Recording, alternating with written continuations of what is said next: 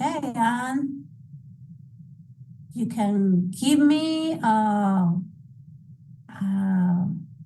laughing emoji if you haven't found your housing in Canada. Okay, we have one there. Okay, so I guess that we're gonna be then teaching you guys a little bit of resources, some resources to help you find that housing. Okay, so I'm going to again share my screen. So again, if we go to Conestoga International, I'm gonna teach you guys how to take the most advantage of our housing website. We have worked very hard on gathering all the resources in one place for you guys to access those. So if you go to Conestoga International and you click on their student support, you're gonna see housing resources right there.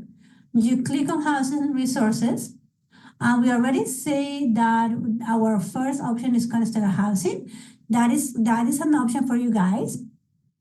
But you're also gonna see the other options that you can find here in Canada, and if you are eligible for those, you can select whatever it fits your lifestyle the best. Okay, we also share with you guys some housing tips. Sorry. So the best tips that we can give you is to start your search early, to look for a convenient location. That means that it has easy access to public transit, it doesn't take you too long to get to campus.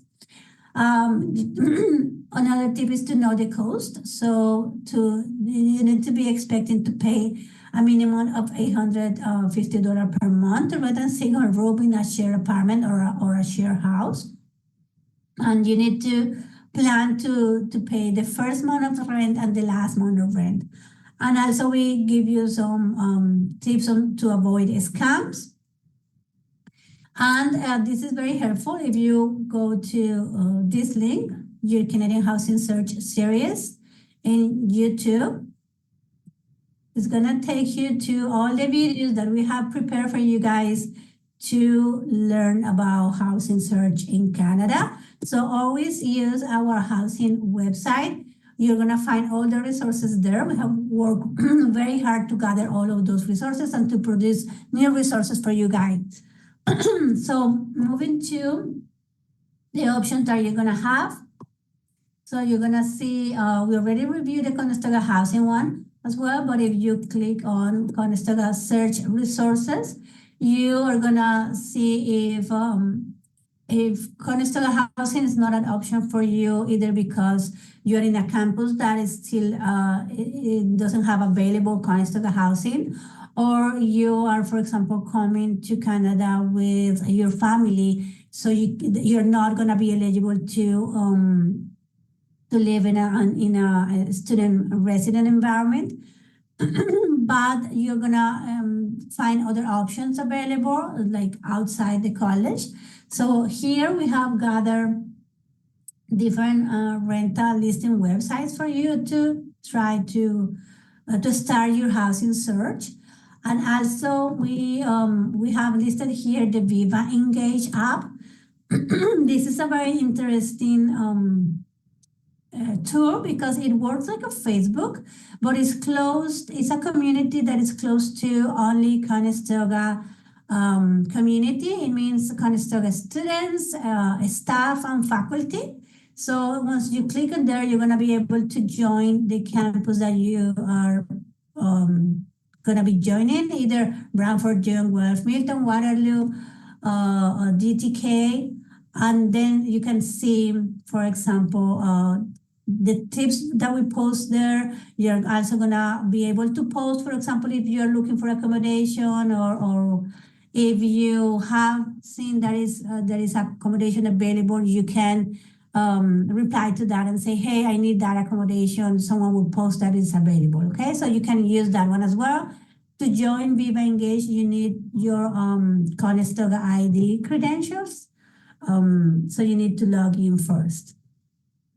Okay, So moving on, there is another, you're gonna see that there is another option that is the homestay option. So here you're gonna find the different, like the description of what homestay means. It is actually pretty useful for someone that wants to experience or needs a little bit of extra support to adapt in Canada. So you're gonna be living in a house with a family. And then we got a student that used this for the first few months, and then they move to their own apartment or their own room with roommates, right? So it's a good starting place to start here in Canada. And if you haven't yet secured your long-term accommodation before you arrive to Canada, you can always think about short-term accommodations to get you settled in Canada before you move to a permanent place, right? So if you click here, you're gonna see that we have listed the hotels that can offer short-term accommodation for you guys. And also there are websites like booking.com, expedia.ca, hotels.com, or Airbnb, right? So this is for you to think about that, because whatever happens, guys, do not come to Canada without a housing arrangement done, either a temporary one or a full-term one. But don't put yourself through that, okay? And at the end of our housing website, you're gonna see that we have gathered the housing most frequently asked questions from students.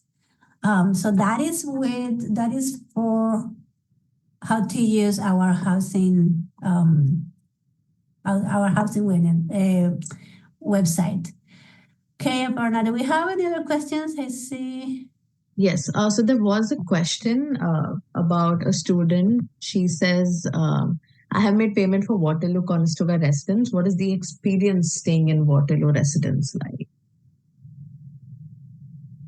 Well, that you need to, there are two types of Conestoga housing. So one is Conestoga residence, that is the one that serves Dune and Cambridge campuses, that has a residential life, that have events and all of that. And then the other side, there is Conestoga apartments.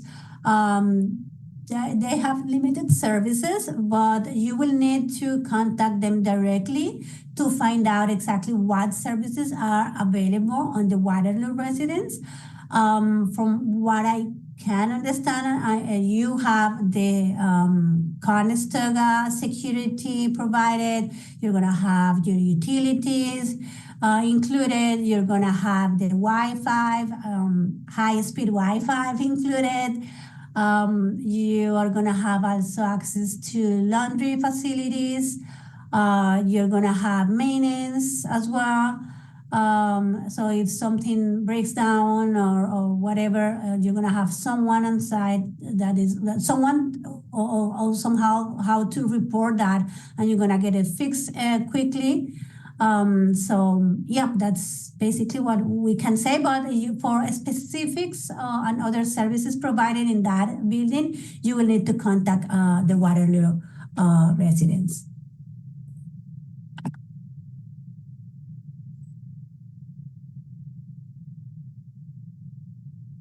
Okay. Yeah, there are no other questions as such in the chat box or the Q&A box. Okay.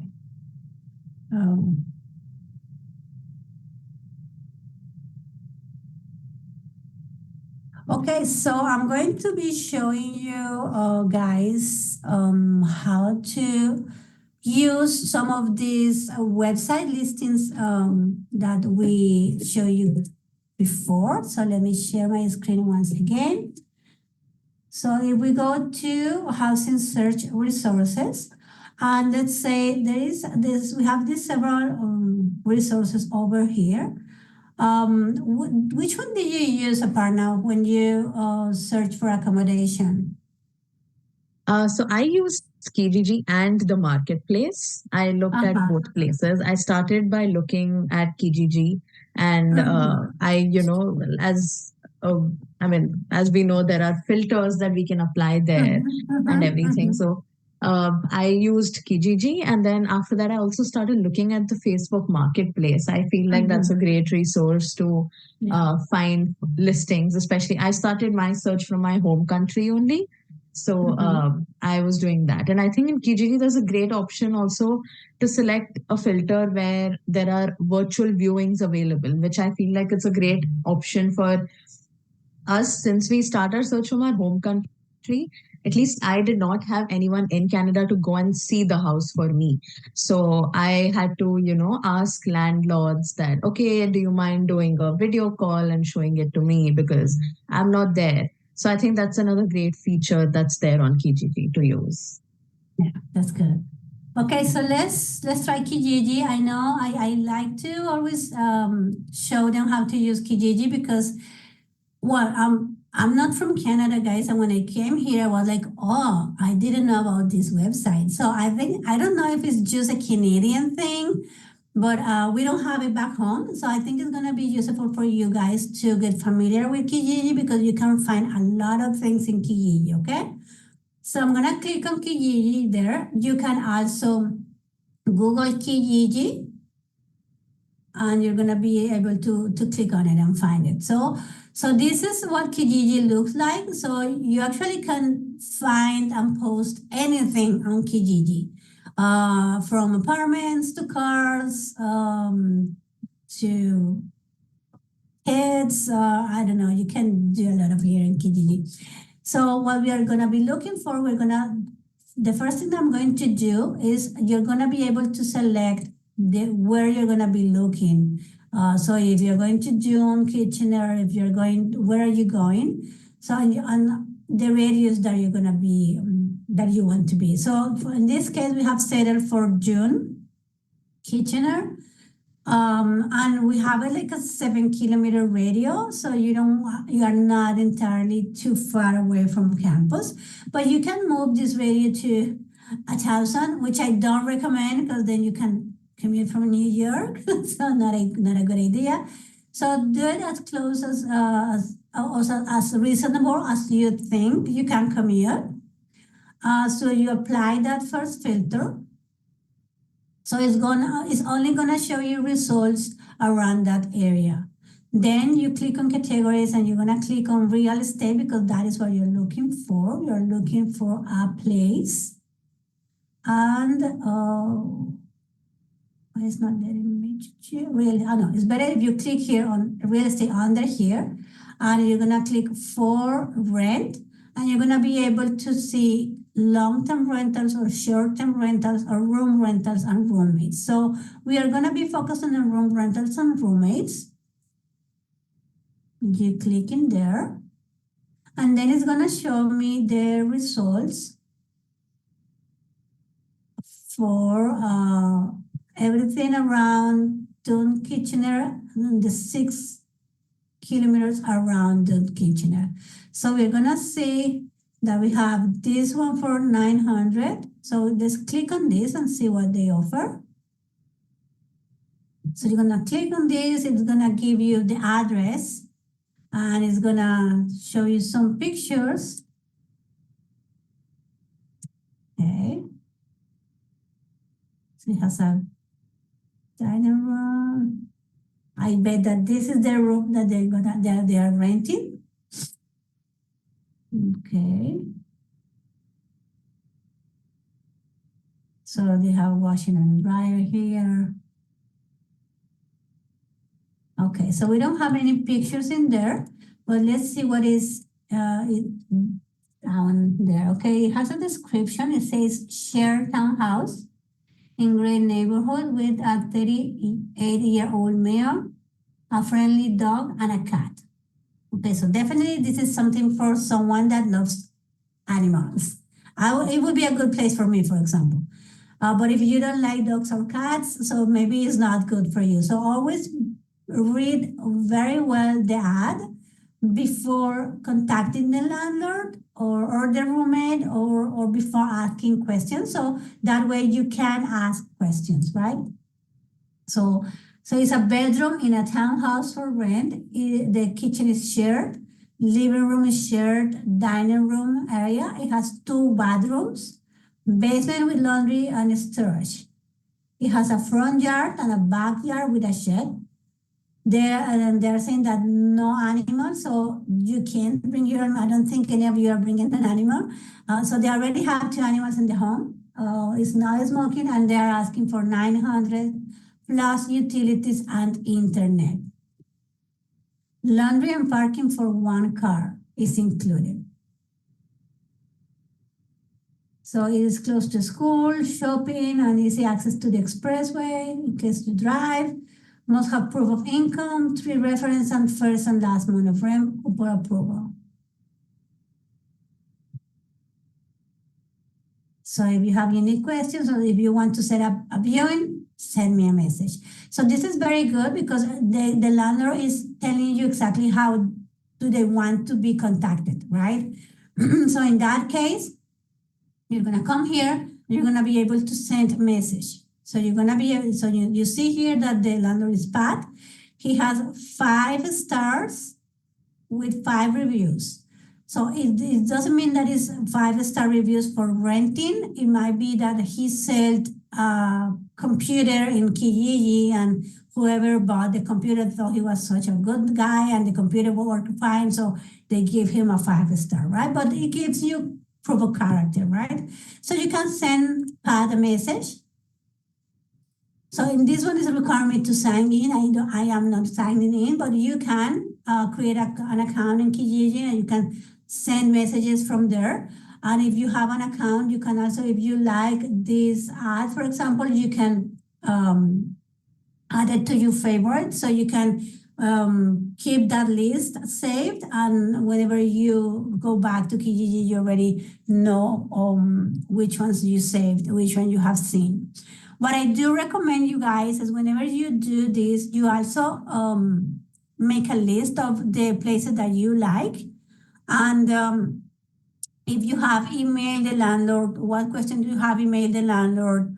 And if they have replied to you or not. So to keep track of things, right? So that is what I actually have done whenever I was in the place where I needed to search for a home. That's what I would do. Okay, so another thing that you want to do is view map. So I know that we already set this search for to give us results for only 6 kilometers away from Dune campus, for example. But if you click on the map and you see view on Google Maps, it's gonna take you to Google Maps. So this is the place and you're gonna be able to get directions to Conestoga College Dune campus, okay? So you're gonna see that it's gonna take you around 30 minutes on the public transit system to be there. So that is when you need to think, okay, is this too far from me? Or is it, I'm okay to commute 30 minutes to Dune campus, right? So you need to set up your priorities, you need to set up your criteria and make your best decision, right? So this is how you actually, like how you do your housing search. Do you have anything to add, Aparna? Did I miss anything? No. In fact, the last point that you added, which is to check on Google Maps, I think that's really important. Yes. To check how close your potential accommodation is to your college, because a lot of factors, especially now that winter is approaching, I think you need to make sure that you know that you have good connectivity. Just I think keep an eye out for how much you have to walk to your bus stop. I feel like that's also really important. There are some times where if your bus stop is at a 5 to 7 minute walking distance, it's great. But if it's like, let's say 10 to 15 minutes, you'll have to probably see if you're fine with that. with the winter months coming in and everything.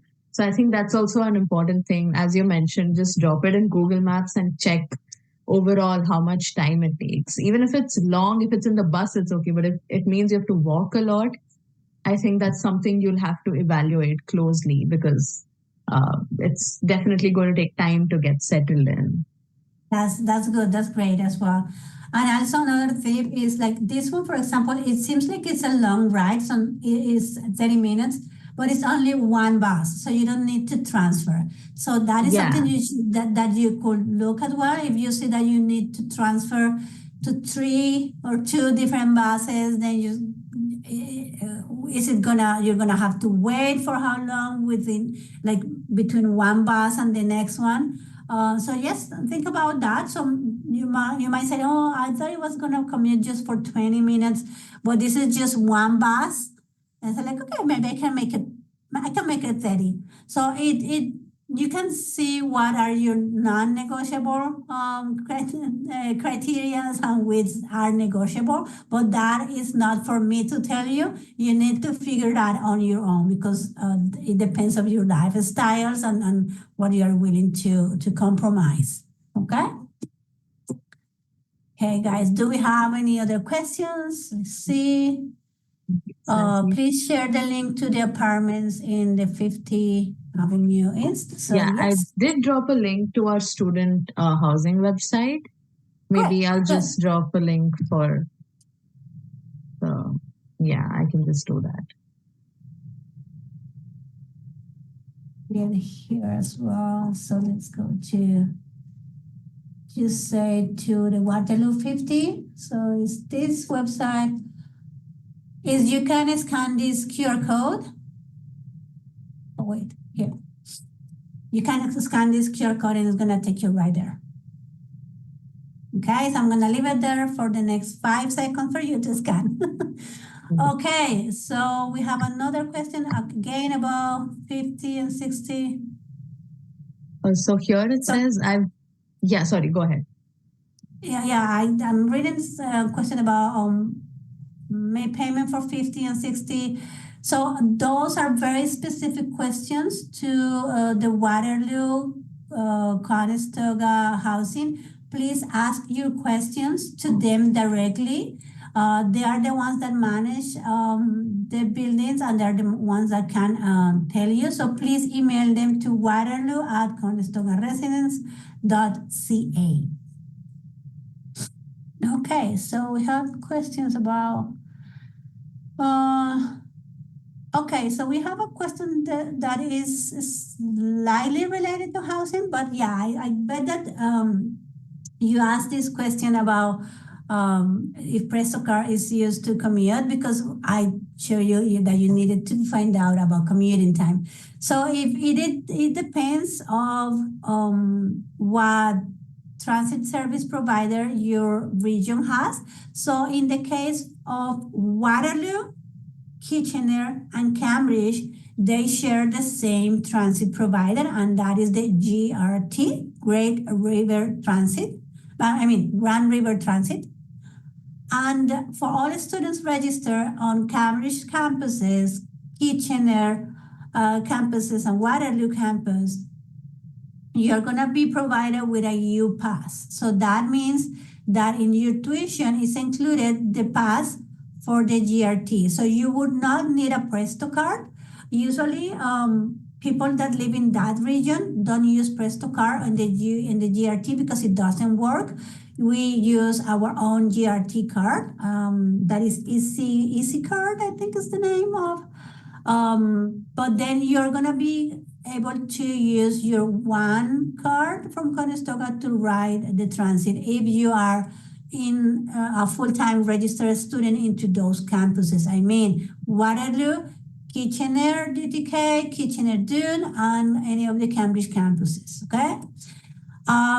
Same thing if you are living in Brantford, you're going to be able to use, if you are registered during winter and during fall and winter semesters, you're going to be getting a U-Pass as well. That means that you can use your one card. For all other campuses, that yet is not established. So you will need to get the card that is available for your transit provider, right? Presto card is only good for the transit provider of Toronto GTA, the Greater Toronto Area, and all the intercity transportation. That means the GO train or GO buses, right? So if you live in Guelph, the Presto card is not going to be good for riding local transit. It's going to be good to ride the train to Toronto, for example. Okay, so I hope that is clear. Okay, so guys, any questions about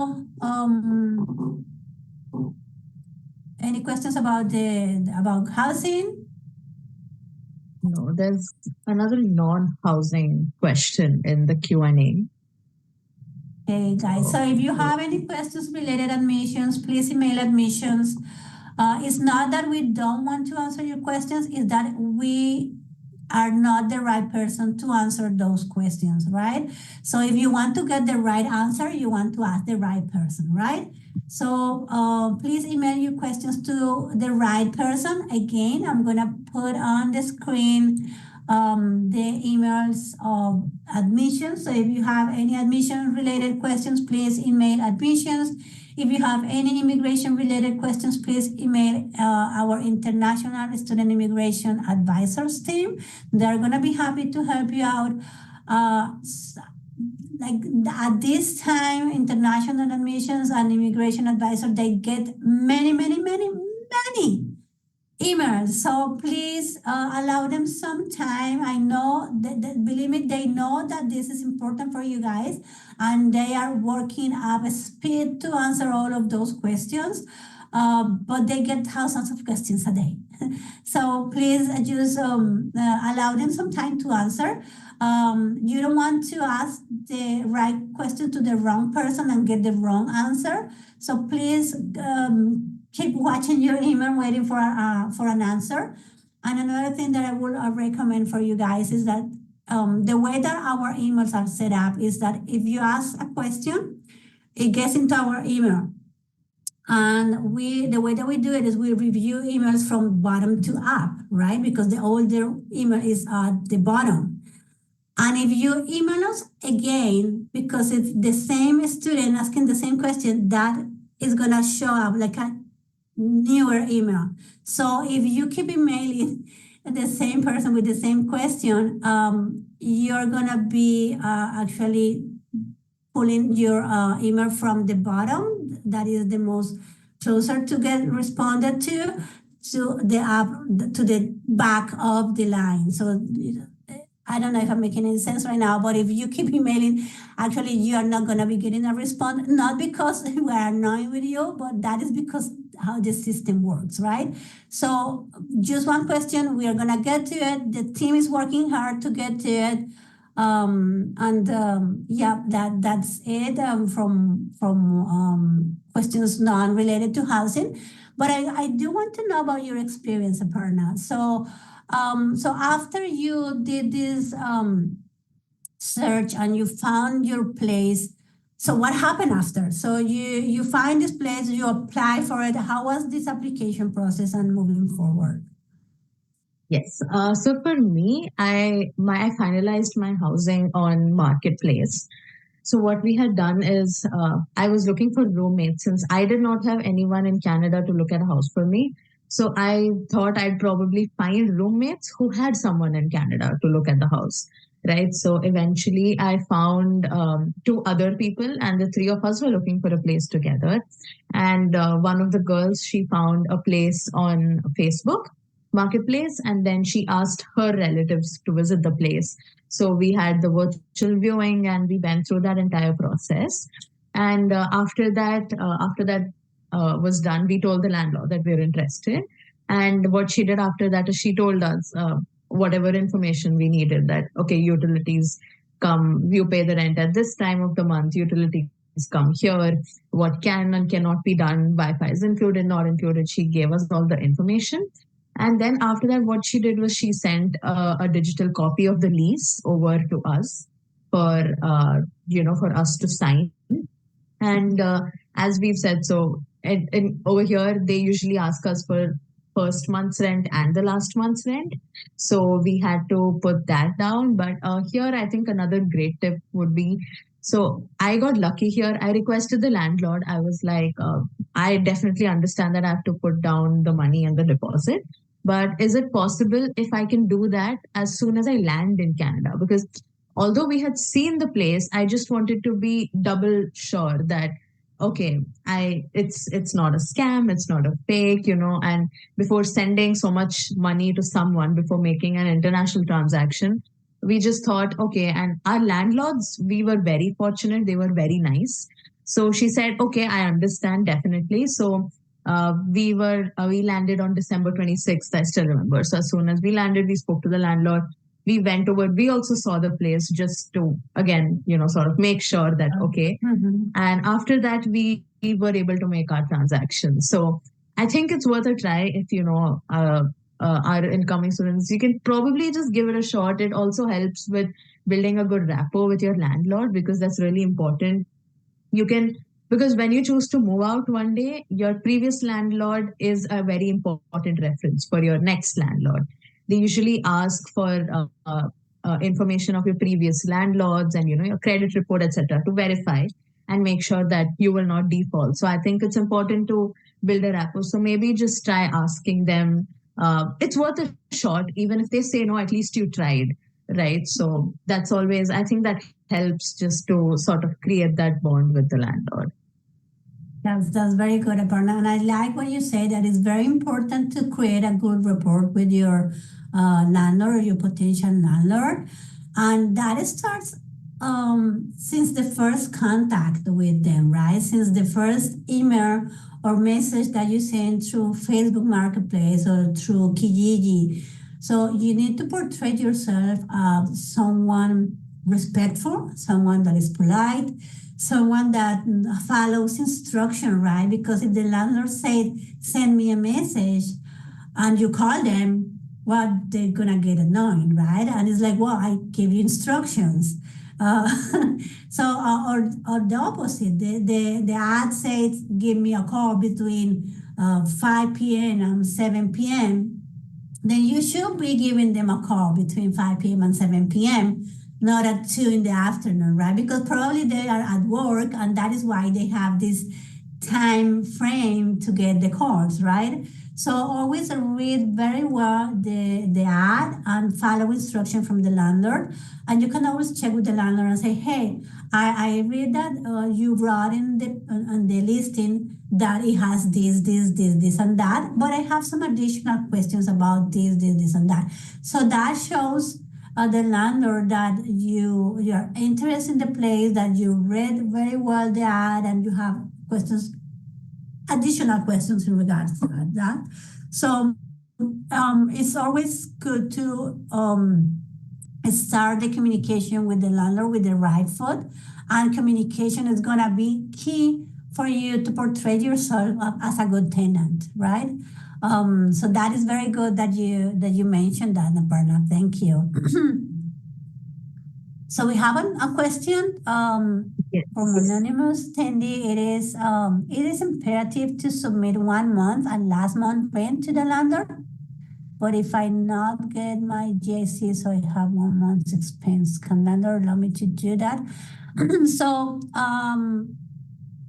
it is a standard in Ontario to, like, everyone has to pay the first month of rent and the last month of rent. So yes, that is standard in Ontario. If you are not able to provide first and last, you are probably not going to be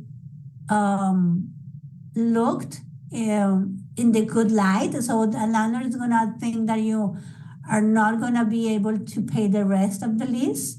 So it wouldn't be a good way to show you to a landlord saying, oh, but I only can pay 1 month. It is standard in Ontario to pay first month and last month before you move in. Okay, but good question. Okay, guys, so we have 10 more minutes of this discussion, but if we don't have any more questions, I would like to go over the question, the Q&A, the FIQ question that we have on our website. So let's go back here.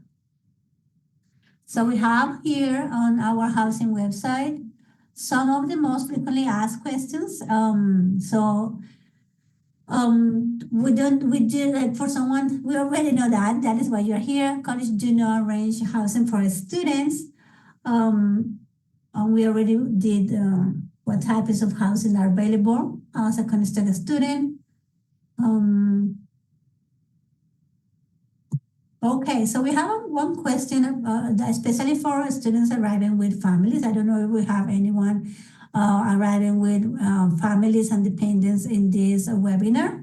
It is, can my partner and or my children live with me? So this is a very good question, and it will depend on the type of housing that you are going to be looking for. So you're going to have a limited option, so you can't use Conestoga housing because that is for students only. So although you're a student, your family members are not, so you will not be eligible for that. I know that you're going to be able to all the other housing resources, but most of the sharing room situations or sharing room like having a private room in a shared house or apartment listings are not willing to take like coupons, but some others are. So that is something that you could ask on whenever you're contacting a landlord or a roommate to say, like, I see that you have a room available for rent. I'm coming with my wife or my husband. Will it be possible for us to share the room? You have to start the communication with the students. Okay, so you can also, we have seen a lot of students sharing rooms. So we have a budget of $850 monthly for a room, but some students chooses to share a room with another person in the same room. That is something that we see more students doing. Personally, I wouldn't recommend if you can avoid that, because we also see that most of the issues we find with roommates are roommates that are in the same room. They don't get along, and the landlord don't provide support to deal with any misunderstanding or disagreement within those roommates. Within Conestoga Housing, we do provide support to do that, but outside there is very little support to solve those issues. And there are also some risk associated to room sharing. That means that most likely you are not going to be, if you are renting, if you are sharing a room in an apartment or in a house where other people are renting other rooms, you might not be listed in the lease as a tenant, but as a merely occupant, and that means that your rights are not going to be protected. So you're not going to have rights protected under the law. So anything that if your roommate or the landlord said you have to leave tomorrow, then you will have no way of protecting yourself and saying, but I need to stay, I have nowhere else to go, right? So that's some of the risk. And if you want to learn more about those risks, you can always contact us. Again, these are our emails to contact us. We have international translation at conestogaseed.on.ca. We are happy to answer all of those questions. We are happy to help you understand the risk of room sharing and all of that, and the risk of not having a lease to protect your rights. Well, and we also, if you ever face a situation like that, we are also happy to help you get support and resources within the college and the community to help you resolve the issue as well. So we are always here to help. With that, I think, unless a partner you want to add something based on your experience, I think we can wrap it up for the day, guys. Nothing much, everything you said. And just, I think one thing I'd just tell everyone is it's a very tedious process, but eventually you get there. It can be, sort of scary to look for a house in a new country from your home country. And it's okay. I mean, we've all been through that and, come here. So it's going to be a little difficult, but you have a lot of support, not just from our international transition team, but even the students in general. The international student community is really huge. You'll always have help and support from them. You can talk to them through your informal WhatsApp channels and even through Viva Engage, as Natalia was just showing. So you just need to ask for help. It's always available to you. And just remember that eventually you will get through. Once you land here, it's all going to be worth it. So I think you just have to remember that and it'll be fine. That's very good. Yeah, always get connected with other students and share your experience and find out that you are not alone here in Canada. Everyone is living this new experience as an international student. You get connected with them. I will advise to always be very careful when you connect through non-official channels, because you don't know who you're gonna be talking to. So be mindful of providing personal information and all that. But otherwise, get the support that you need.